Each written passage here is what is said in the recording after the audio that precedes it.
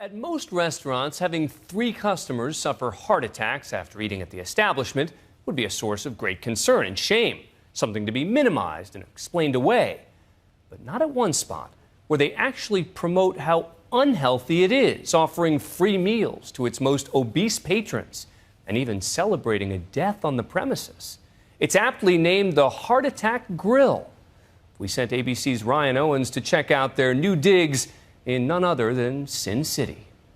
In a country where calories are posted like warnings on restaurant menus, where unhealthy school lunches are under fire, and where our First Lady has a vegetable garden, there is an alternative reality. And it looks like this. This monument to greasy gluttony, almost there, almost done with this single bypass, is called the Heart Attack Grill. It's a defiant throwback to a pre-health obsessed America.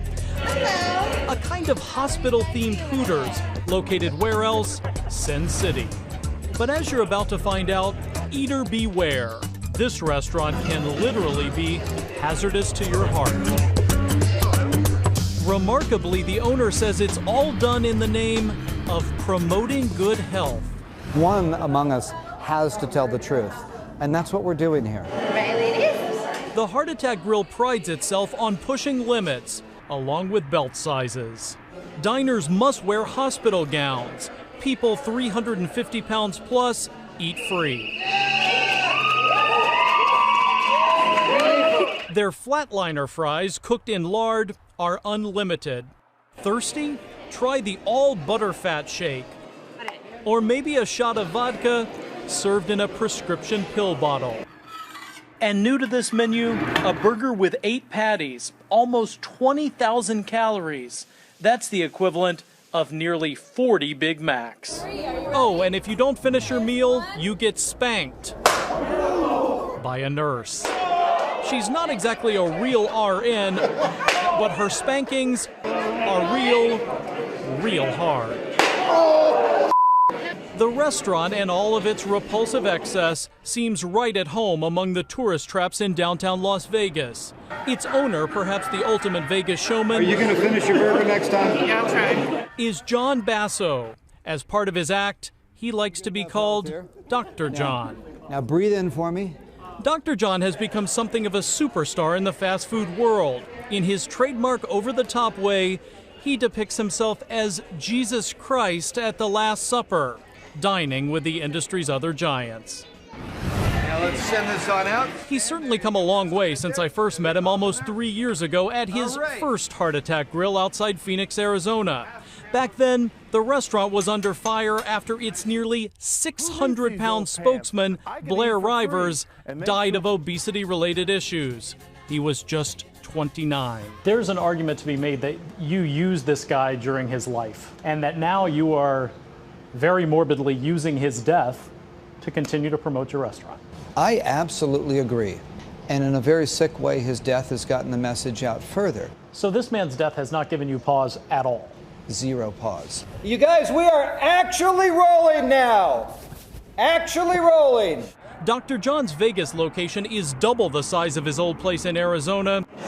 And his in-house fatality rate, it hasn't slowed a bit. How many people have actually had heart attacks in the room that we're sitting in? In the room that we're sitting in, we've had 3 heart attacks. And how many people have died? 1. Now, I would like to say that the other 2, I did the grandest of favors for, because they now uniquely and in a very real way understand their own genetic shortcomings. Now, the one that I couldn't save was a very dear friend of mine. And I want to tell you something. They'll say it's grotesque. They'll say, how can you keep the man's cremation here? And I'll tell you something. I am setting the bag on the table. And I challenge any other restaurant to set the bag on the table. I'm talking about a bag of truth, about what's not going to happen if you don't listen to me. This will happen. This was a good man with hopes and dreams who couldn't control his eating habits. Inside this bag are the remains of yet another spokesman, John Ailman. He ate at the restaurant every day. But people are actually dying. So that's kind of where the gig has to stop. What do you say? People are dying. People will continue to die. Can they just stop, pause, and reflect upon the food for thought that I'm selling? It's not hamburgers, it's not t-shirts, it's not french fries. I'm selling you food for thought and a good laugh. Let's all have a good time. But let's really digest this. Let's think a bit, or we're going to end up exactly like my friend in the bag. Until then, Dr. John is the first to admit heart attacks are part of his business model.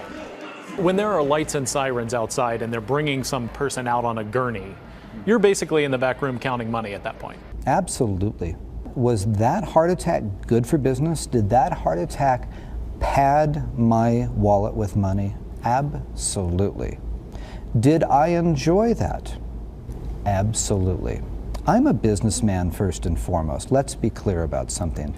I'm not peddling hamburgers to small children without parental guidance. These are adults purchasing a legal substance from me. I want one and only one thing. I want my message out there loud and clear. I am a believer that when people hear my message, the net health benefit to society is incredibly good. It's true that before he served up artery-clogging, gut-churning meals, he ran fitness clubs and diet centers. But real nutritionists aren't buying a word out of this fake doctor's mouth. It sounds to me like he's appealing to very base instincts and certainly playing into people's enormous resentment about being told what to eat. If he's making a living and making money doing this, obviously there are people who really respond to this, and he's marketing to them. Here's the thing. Our restaurant serves bad-for-you food. Other restaurants serve bad-for-you food. We're honest, they're not. Plain and simple, if everybody collectively got together and told the world all restaurant food is bad for you, then maybe we would save a few lives. Because I don't want to see people dead. Now, if they do die here, I'm not going to lie to you. That's great for business. I'll say it again. Death is great for business at the Heart Attack Grill. Somehow, in the 3 years since we first met, Dr. John has found a way to be even more exploitive. He recently hired a very short nurse who speeds around in a mini ambulance delivering beers. Coming to Hag has its perks. Mike's my hero. He also found a new spokesman for the restaurant. 460-pound Mike Lee just suffered his first heart attack, but he's still alive and shilling. How you doing on the program, Mike? Great. And while people keep dying, the Heart Attack Grill keeps thriving. We've both doubled in terms of money, in terms of square footage, but we've exponentially grown when you want to talk about extending the message. Dr. John hopes to continue to grow and expand his morbid message to an even bigger audience, perhaps in a city near you. Fine, son. Keep eating. I'm Ryan Owens for Nightline in Las Vegas.